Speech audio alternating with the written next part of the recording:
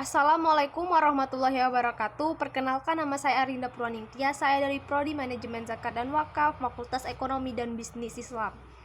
Baiklah, saya di sini akan menjelaskan tentang produksi dan proses produksi. Jadi, kegiatan produksi dalam memenuhi kegiatan manusia memerlukan sejumlah barang, jasa. Barang dan jasa tersebut yaitu adalah barang-barang ekonomi. Tidak tersedia begitu saja, melainkan kita harus dibuat dengan pengorbanan yang dapat dinilai dengan uang. Jadi, yang dimaksud dengan produksi adalah kegiatan yang untuk menambahkan guna pada barang. Satu, segala kegiatan untuk menciptakan atau menambahkan guna atau sesuatu benda. Segala kegiatan yang ditunjukkan untuk memuaskan orang lain melewati pertukaran. Dalam pertukaran ada bermacam-macam dalam menambahkan guna sesuatu barang. Oleh karena itu dikenal adanya guna bentuk, tempat, waktu, milik, dan jasa. Guna bentuk yaitu tambahan guna yang diperoleh dengan cara membuat dari barang. Misalnya pengusaha tekstil yang membuat tekstil dari benang, pengusaha televisi dari suku cadang dan plastik. Di dalam pengertian ini termasuk pula pengertian reproduksi, di mana tambahan guna diperoleh dengan memproduksi telur ayam dari induk yang dilakukan oleh peternak. Ada guna tempat, yaitu tambahan guna yang diperoleh dengan jalan memindahkan suatu barang dari satu tempat ke tempat yang memerlukan, misalnya pengusaha angkutan barang. Guna waktu yaitu penambahan guna yang diperoleh dengan cara menyimpan sesuatu barang pada waktu yang berlimpah dan menyediakannya kembali pada waktu yang diperlukan, misalnya pengusaha pergudangan beras Bulog. Nah, yang membeli beras pada waktu panen dan petani dari menjualnya kembali pada waktu di pasar kurang persediaan. Nah, ada guna milik yaitu penambahan guna yang diperoleh dengan jalan menyerahkan suatu barang dalam penguasaan orang yang memerlukannya, misalnya sebidang tanah. Mula-mula pemiliknya belum memanfaatkannya, tetapi setelah dikuasai orang lain, nilai gunanya besar sekali. Guna jasa yaitu penambahan guna yang diperoleh karena sesuatu kegiatan yang berlangsung bersamaan karena pemakaian jasa tersebut, misalnya kegiatan yang dilakukan dokter, ahli hukum, dosen, dan sebagainya. Nah, proses produksi adalah sistem persaingan sempurna atau perfectional competition. Keputusan barang apa yang diproduksi, beberapa banyak yang ada diproduksi, bagaimana cara memproduksi, berapa banyak faktor produksi terletak kepada pengusahaan. Setiap produsen hanya dapat menghasilkan sebagian kecil saja dari seluruh jumlah produk yang dihasilkan oleh seluruh produsen. Oleh karena itu, produsen dapat mempengaruhi tingkat harganya. Dengan demikian, untuk mencapai keuntungan yang sebesar-besarnya hanya dapat dilakukan dengan cara dua, yaitu memaksimumkan tingkat produktivitas dari faktor-faktor produk yang digunakan.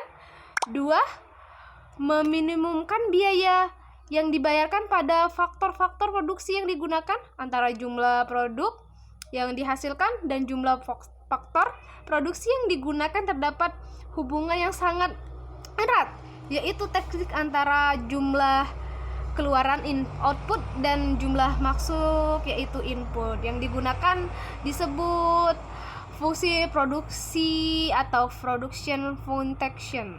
Fungsi produksi dari setiap barang ini dapat dinyatakan dalam bentuk persamaan, yaitu Y sama dengan F dalam kurung X, Y atau TP sama dengan F dalam kurung N, R, K, T.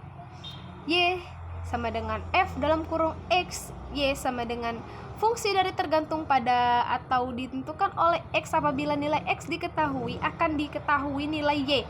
Karena faktor produksi dalam pernyataannya lebih dari satu, maka hubungan tersebut akan dinyatakan sebagai Y sama dengan F dalam kurung X1, X2, X3, dan Xn, di mana X1 dan X2, X3 melambangkan masing-masing produksi. TP sama dengan F dalam kurung R, N, R, T, K, T. Nah, N jumlah tenaga kerja yang digunakan ke jumlah alat-alat modal.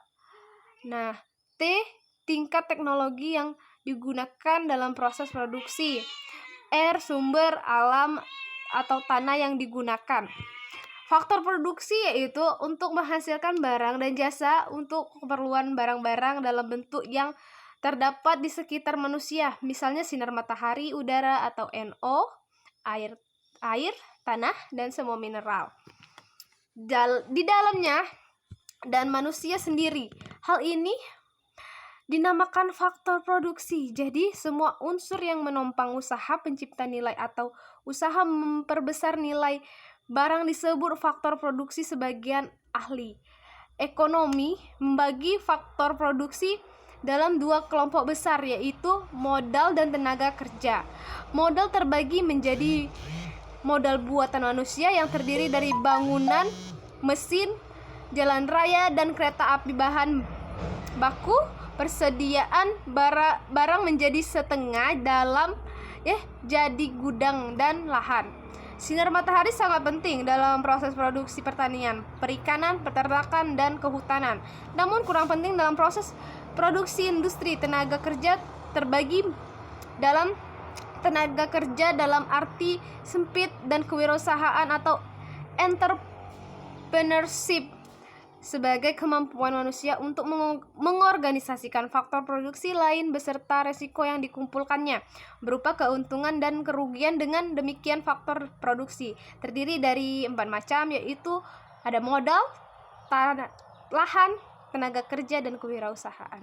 Dalam teori ekonomika, faktor produksi disebut juga sumber ekonomi atau sumber produksi. Sumber produksi terbagi lagi menjadi 3, yaitu sumber daya alam, natural resource, yang terdiri dari sinar matahari, udara, air, tanah, mineral, dan hutan. Yang kedua, sumber daya manusia, ada human resource, dan sumber daya buatan atau man-made resource, yang terdiri dari modal buatan manusia. Itulah penjelasan dari saya tentang pokok bahasan produksi dan proses produksi. Sekian dari saya akhiri. Wassalamualaikum warahmatullahi wabarakatuh.